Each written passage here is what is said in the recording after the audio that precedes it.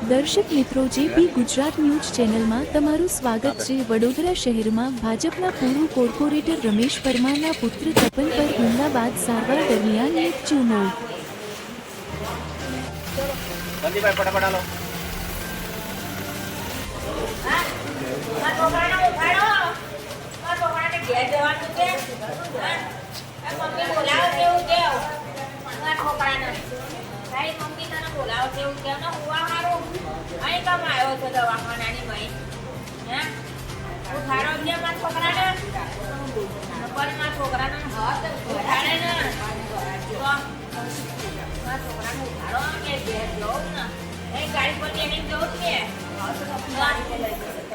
Madam, શું બનાવ બન્યું છે? શું ઘટના થઈ છે? કારેલી બાગમાં ત્રણ લોકોને બાબા નામના વ્યક્તિએ, જે ત્રણ વિક્રમ અને બીજા અને એના મિત્રો હતા, એને બાબા નામના વ્યક્તિએ ચપ્પુ મારેલું હતું અને મારામારી થયેલી હતી, જે અનુસંધાને એ તમામને એસએસજી ખાતે દાખલ કરેલા હતા અને ત્યાં ફરી બાબતે એનો ઝઘડો થયો અને બાબરે તપન નામના વ્યક્તિને છરી મારી દીધેલી છે, જે અનુસંધાને હાલમાં એસએસજી ખાતે ગુનો દાખલ કરવાની કાર્યવાહી ચાલુ છે।